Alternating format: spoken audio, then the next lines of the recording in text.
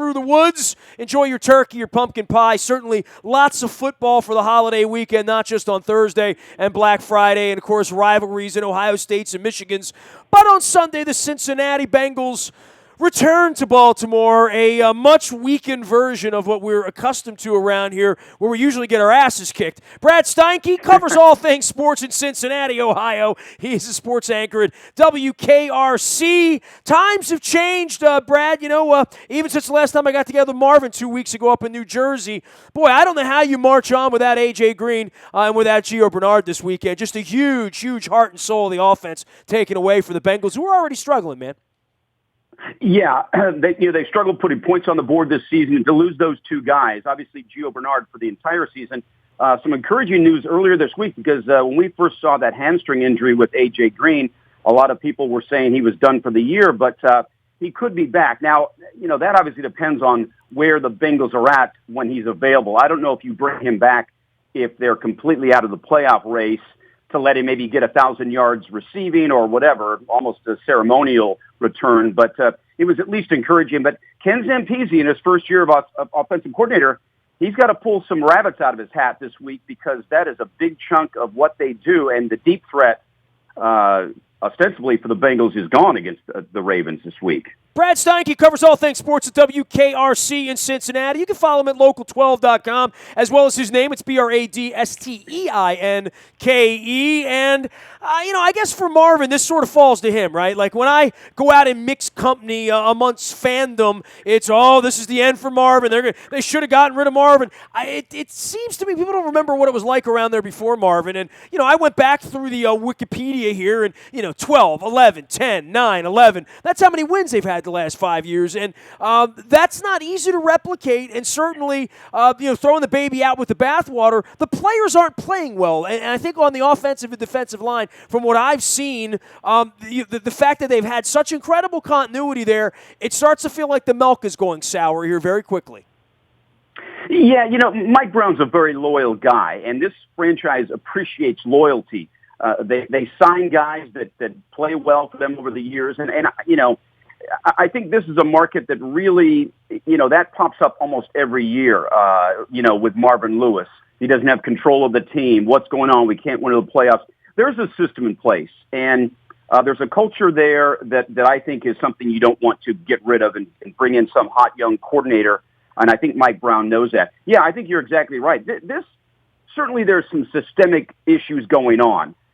Their 3-6-1 record indicates they've been about 4 or 5 plays away every game from winning. The game in London against the Redskins, we get an extra point there. They win that game. This last week, same situation. They've been so close.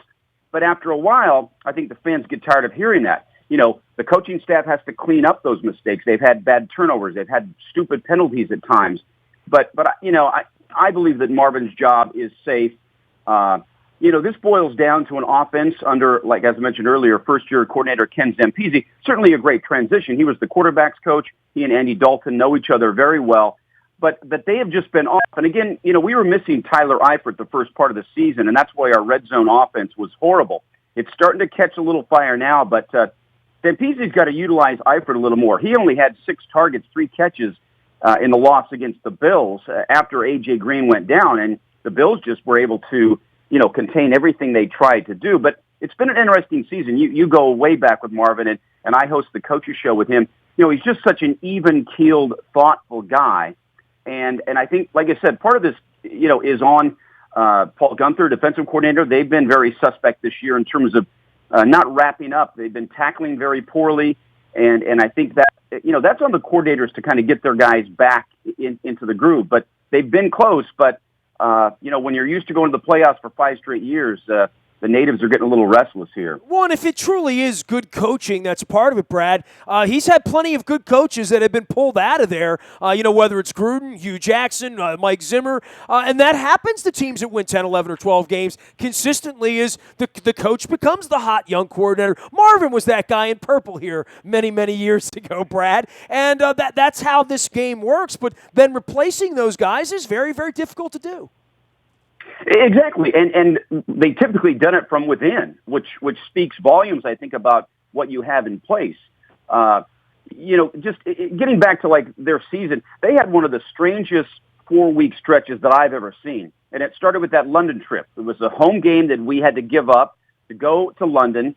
We left on a Thursday, got there Friday morning. The guys said they felt great. Their body clocks were fine. They were a little off that game. And then we come back, you have the bye week, and then there was the Monday night game, and then a quick turnaround for the Bills game. So it was a very odd stretch now granted, this is a pretty veteran group of guys, but I just think that was uncharted territory for the coaching staff, for the players, and they certainly, didn't handle it very well. In fact, going back to last season when they started 8-0, they have been pretty dreadful, and it's been interesting, just in speaking in terms of consistency, it's been 14 games since they've had back-to-back wins.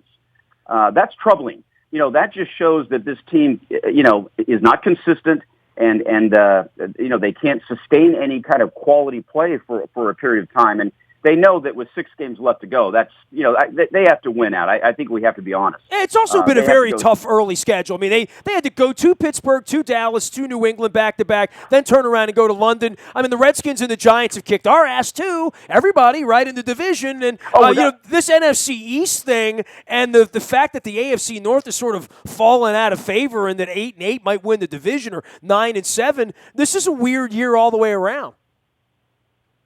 Oh, I think so. Yeah, and you're exactly right. Their schedule has not been kind to them.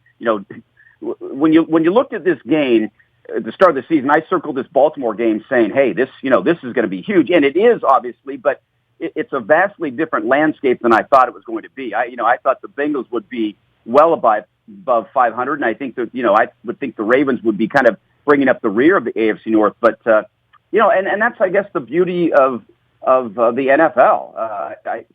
Carr last night after the win in Mexico City, I thought he said something interesting that NFL teams are kind of built to go 8-8, but with the parity, and it's just there's certain players here and there, and it's certain plays throughout a season that makes a team go from 8-8 to 12-6 or to win a division, and just those plays this season have not happened for the Bengals, and part of it's been some stupid penalties and some inopportune turnovers. But for whatever reason, this team has not been able to play an entire game without making glaring mistakes or without having glaring weaknesses in some aspect of their game. And, who knows? It's tough to look at that group of guys right now. A lot of the veteran guys are pretty banged up, and you lose AJ and you lose Gio Bernard.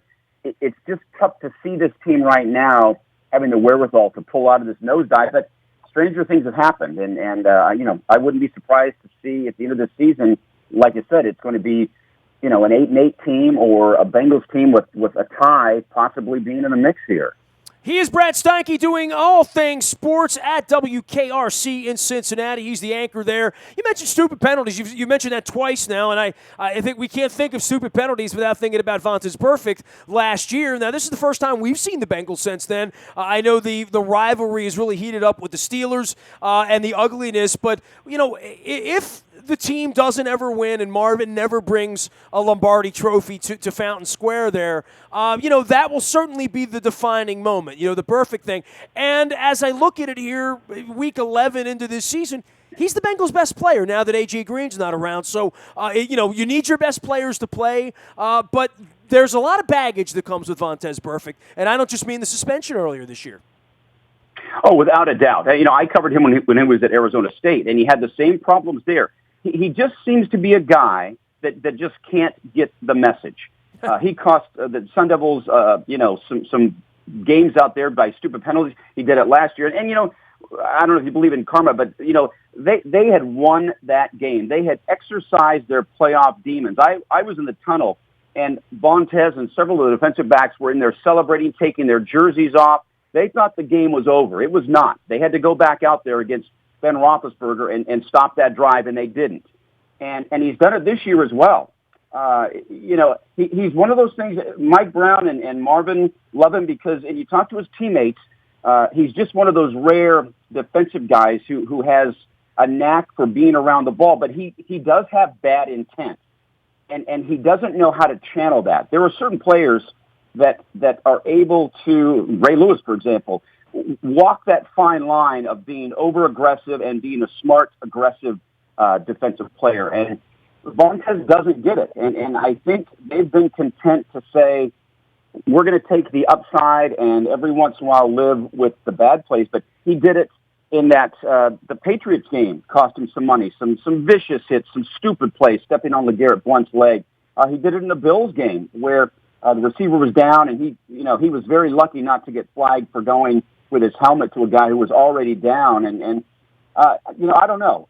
There's certainly tremendous upside there, but he just seems to be a guy that the message doesn't get through. Go ahead. And Ndamukong Suh is a guy like that where, I guess franchises, when they think they have a special player, they're willing to, live with the 5 or 10 really stupid, costly plays each year for a majority of solid being around the ball and being a big part of the defense. It's a tough decision for a franchise to make, but you're right. He just never seems to get the message and live by it. Brad, I was kind of shocked this week to look through the statistics. I mean, I knew A.J. Green dominates the box scores every week. I didn't sort of look at the composite until I started looking at it on Sunday night on the plane, and I'm like, wow. I mean, no A.J. Green, no Gio Bernard. You're talking about 40, 50% of the team's offense. I don't know how you recover from that. I mean, I've seen what it's looked like around here on the weeks when we haven't had Suggs and Yonda and Stanley and Mosley and Jimmy Smith last week down in Dallas to Marquez Bryant. When you're missing your special guys, it really does allow a Rex Ryan mid-flight to just lock down on Eifert and say, the tight end's not going to win the game for you. They might not win again. I mean, I don't know how this is going to go. Certainly the offense, which was already not performing all that well, and the offensive line that wasn't performing all that well, you start taking the weapons out of there, you really open Dalton up to some ugly efforts here the rest of the way. Yeah, and he's been beaten up a lot this year. That offensive line has been a real mess. Cedric Ogbuehi, highly touted coming out of Texas A&M. He really has looked lost at this level. Missed all of last season. They've gone to almost a platoon system. Dalton's been hammered a lot this season. And again, you talk about Gio Bernard out. He was one of the great blockers for this team. He was the guy that would pick up blitzes and help Andy Dalton. Jeremy Hill is not that guy, so that'll be interesting to see what happens there. And again, Brandon LaFell has done a nice job coming in as a free agent, but, they're really going to have to count on Tyler Boyd, the rookie, to really step up. And boy, I think that's a lot to ask for a young guy who has been targeted 50 times this year, only 33 catches. So, again, this falls on Ken Zampese to see, what a creative coordinator can do without two of your huge pieces the rest of the way. Again, I'd love to see A.J. Green come back this season, but at what cost? Hamstrings are very delicate, and there are some guys that never come back from hamstrings. So I would hope that they don't try to rush him back. If they lose one or two games over the next 3-game stretch, if he wants to come back for a ceremonial gain of 36 to reach 1,000 for the 6th straight year, I guess I'm okay with that. But,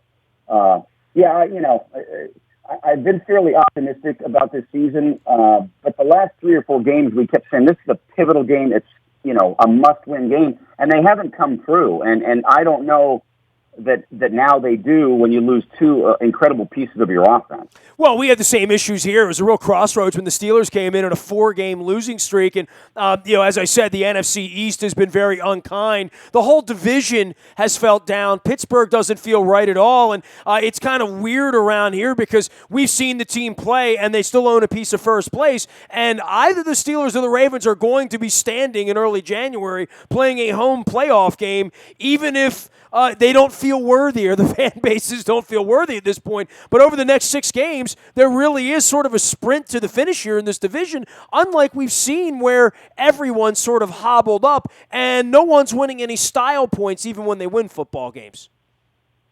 Yeah, and I think if you'd have asked us, 11 weeks ago where we'd be right at this point in time, there's no way anyone would have predicted this. I really felt confident in this Bengals team that, that heartbreaking loss. I heard all the right things during the off season, training camp. They said all the right things. They had healed from that, and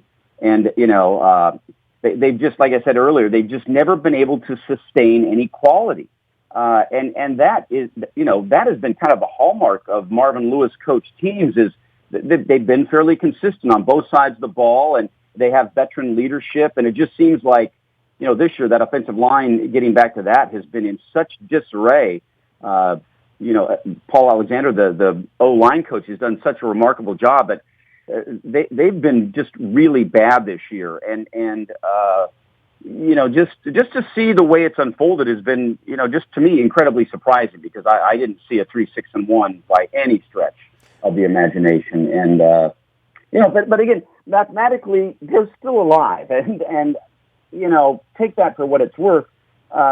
It'd be amazing to see this team have a little character and come back and be a factor in the final couple of weeks. But I haven't seen a lot of indications yet to say that they're going to handle this adversity any better than they've handled the adversity they've faced so far. Brad, appreciate the visit, man. At least you guys got Xavier basketball, right? That'll keep you alive until March when they screw me on the pool, as they always do. Exactly. Yeah, they're ninth in the nation now. Chris Mack has them playing well, and who knows what to expect out of the Reds. That's a grab bag as well, but, well, we shall see. I think there'll be a lot of losses for the Reds next year if I'm predicting anything. Yeah, I still don't think they figured out what direction they're going, and I don't think their rotation is anywhere close to being solidified. They've got some talented position players, but they're young, they're inexperienced, and they've yet to kind of talk about what their direction is. I was really surprised last year. Walt Jocketty and Dick Williams were missing in action, and I thought, wow, this is your opportunity to tell the fan base, hey, we're taking some lumps this year, part of next year, but here's what our vision is, and we haven't heard that yet. So somebody's got to step in and break up the Cubs, at this point, right? Certainly in your division. Well, exactly, and that makes it even more important to kind of say, hey, look what happened, look what these guys did. That's what our model is, and St. Louis just reloads. They dropped a ton of money on Cecil, but I think it's just a hard sell right now to the fan base when your front office people aren't out there.